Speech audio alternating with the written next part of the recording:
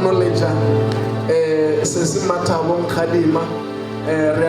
thank you, Sesiaka, for being with us today. We are blessed to have you. Today. Hallelujah.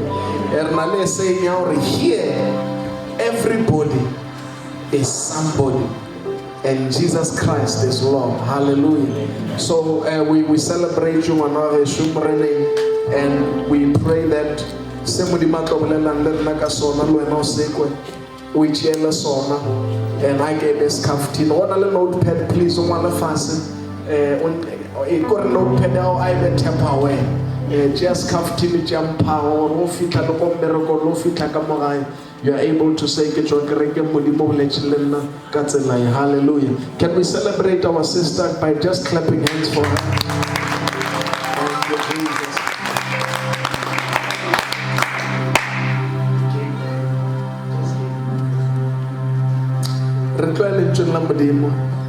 Last week, God spoke to us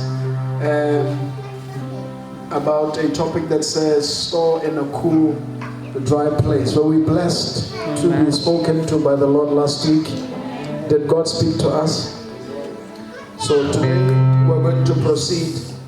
Actually, last week I gave a title the series, because you know the sake of little anointing the series. So every sermon it's like a series, because we can't finish it with one sermon. So the series would be a process. Other than process, process. Now last week the title I got series get the overarching theme.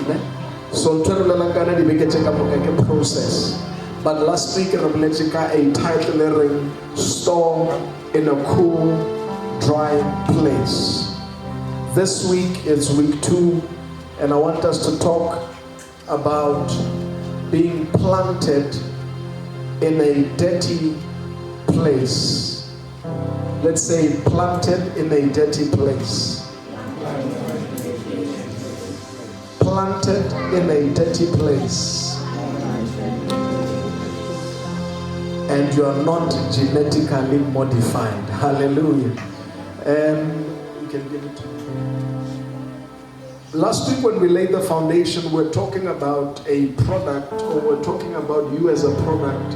It's a requirement that God must keep you in a cool and a dry place. We also wish to welcome our online viewers. Receive the word from the Lord today.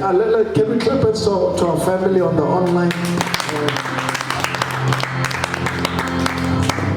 So we're talking about being stored in a cool yet a dry place. There are some products like the yogurt, you must consume them immediately. But there are things like olive oil that you must store in a cool and a dry place. And the difference is that, such a product lasts longer. And you can actually use that product to produce other products. Ukaberikisha oil, to cook different meals. But things like yogurt can just be consumed at that point, and it's the end of it. Hallelujah. Just giving a summary. But today we're going to talk about being planted in a dirty place. Being planted in a dirty place. You see, today I want us to view ourselves as seeds.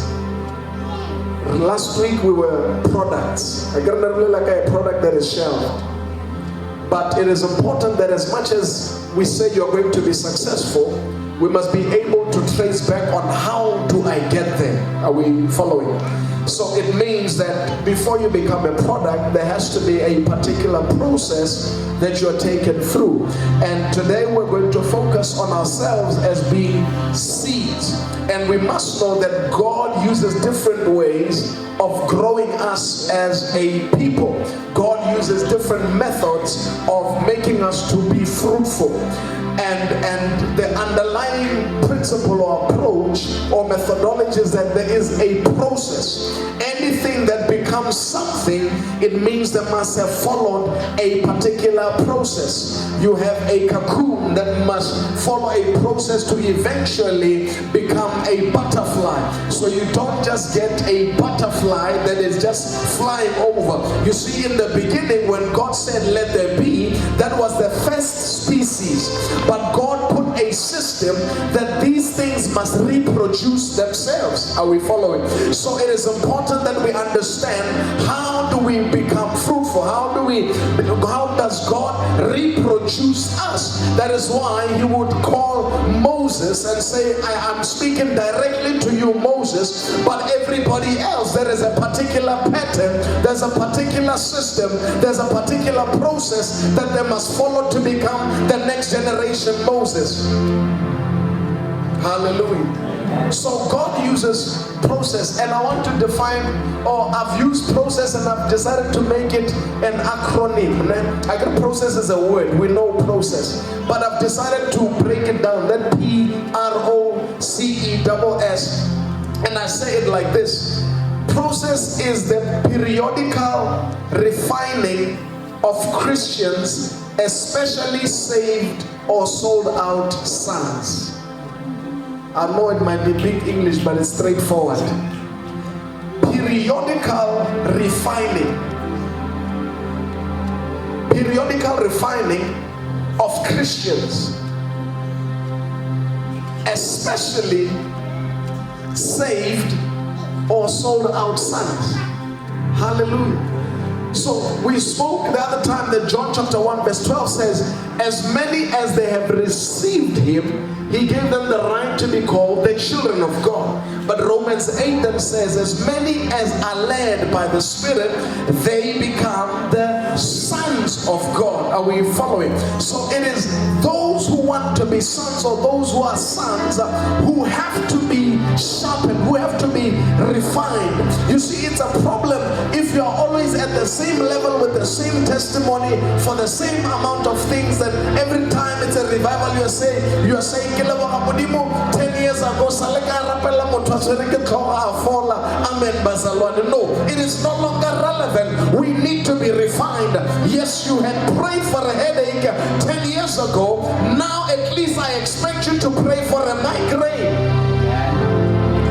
So God constantly has to sharpen us. He has to refine us. In the third week, we will speak about pruning. We will speak about John chapter 15, where it talks about, God being the vine dresser and pruning us. But for the purpose of today, I want to talk about God planting us, but not just planting us in any place, but planting us in a dirty place. You see, we are living in a generation that wants things to be easy. I specifically said I am not genetically modified. When you go to places like Woolies, you will find certain products that are not planted the natural way. They are genetically modified. We call it genetic engineering, where they take a DNA of a plant and they take particularly a male plant, and they would take the DNA and they would inject another plant so that it grows without having to be planted naturally. Are we still following? Now they will do that so that they reproduce a lot more of the products without having to go through the same process. You see, the other time I said there was a man who even asked But Muruti, if God wants to do something, why don't he just do it? I mean, he says you are going to be a king. Why doesn't he just make you a king? Why does he have to go the feather route until he does what he wants to do? So we are in a generation of people that wants to sing today, in their showers, and tomorrow they are singing in a concert. We want to be people who can preach in Sunday school today, and then they get saved, and all of a sudden tomorrow they are Facebook Live pastors. We're a generation that wants to just emerge. We want to just be great overnight. But I'm here to call a generation that must follow the process of the Lord, that says, yes, you are capable. Yes, you are anointed. Yes, you are gifted. Yes, you are talented. But I must take you through my process of being planted. And not only will I plant you, I will plant you in a dirty place. Let's go to the book of Luke chapter 12. John chapter 12 very quickly. John chapter 12 verse 24 to 25. His ways are not like our ways. Isaiah 55 verse 8 says, my thoughts are not like your thoughts. My thoughts are higher than your thoughts. And he says, my ways are not like your ways. I need you to read for me John chapter 12 verse 24 to 25. You can read it if you found it. John 12 from verse 24. I am telling you the truth, a grain of wheat remains no more than a single grain unless it is dropped into the ground and dies. If it does die, then it produces many grains. Those who love their own life will lose it. Those who hate their own life in this world will keep it for life eternal. Hallelujah. Please read it again, just the verse 24, the A part. I am telling you the truth, a grain of wheat remains no more than a single grain unless it is dropped into the ground and dies. So a grain remains a grain alone unless it is planted. So you see, you will be anointed in your own corner, but that will not be enough. You require God to take you to a place where He has planted you so that He can multiply you. Remember the other time we were talking about being fruitful. Hallelujah. Amen. Now God in His word now, He's emphasizing the fact that a grain will remain as it is unless it is planted. Unless it is put in the ground and it dies, it will never reproduce. It will never be fruitful. So in as much as we desire to be fruitful, the unfortunate thing is that we ought to get into a phase where God subjects us to a process of being planted. Hallelujah. But the emphasis here, hence it was in bold, that it is being planted in a dirty place. Many of us want comfortable situations. Many of us want comfortable environments. That's why some of us are not speaking to our own parents, because we have been exposed to the poverty of the house, and poverty has caused us to fight amongst ourselves. Because some of us have not been planted in the environment that we think is conducive, we end up leaving the environment prematurely. That's why there are people that have left many jobs, even jobs that God had foreordained for them to be in those, positions, but they have left them simply because the environment did not look conducive. The environment did not look like it's fit for a king. You see, the problem is that as a generation, we know that we are kings, but as David, I must understand that I might be anointed as a king, but I am still David the shepherd, and I must be subjected to an environment of tending my father's flock. So for now, yes, as much as I know I will lead Israel tomorrow, but today I must lead sheep.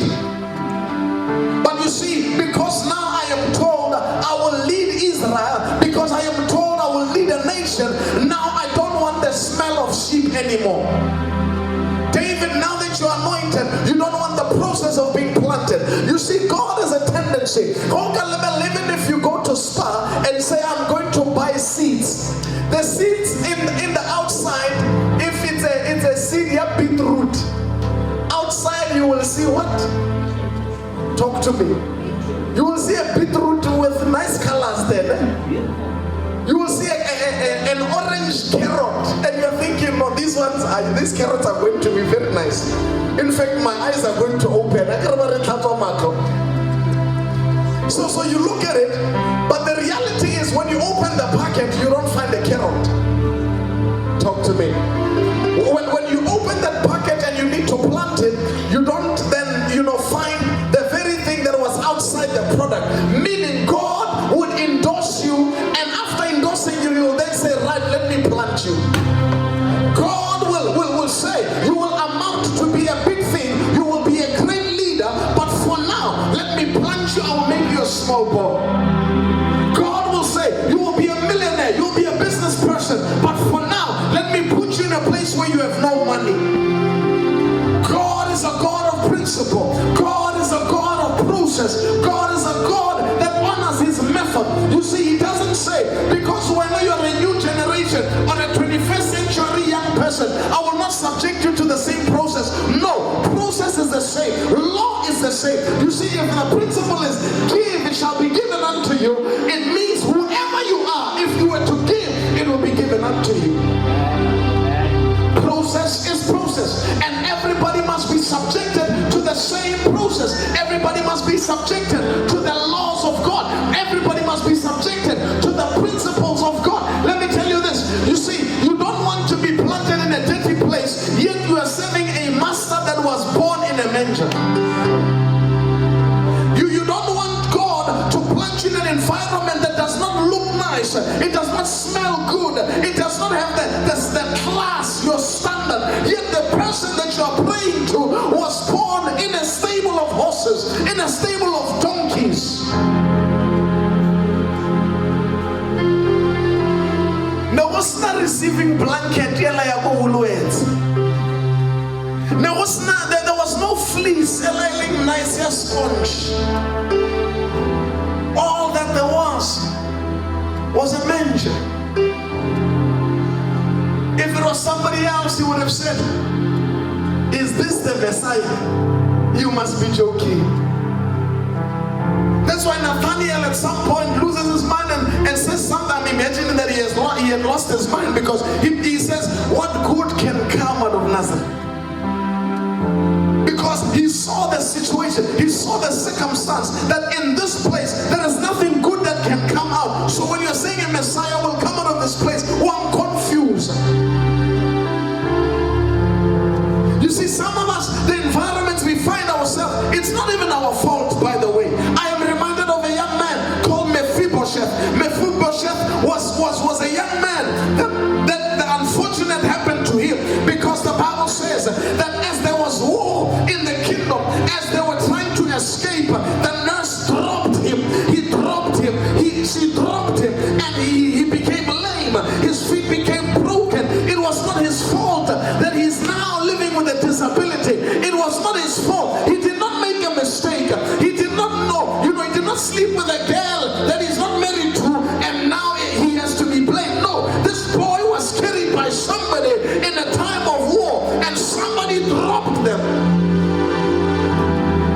Many of us have been dropped in life, but I'm here to say to you, that is the process of being planted. Hallelujah. You don't believe me? If you are a farmer, and you see some of these things might not make sense in the city, but we will have to live with them. But if no and you are planting, it is not every seed that you are going to sit down and say, I am planting you here, and when you are the next one that I'm trusting that I will get something, I'll plant you 5 meters away. No. Are we tracking together?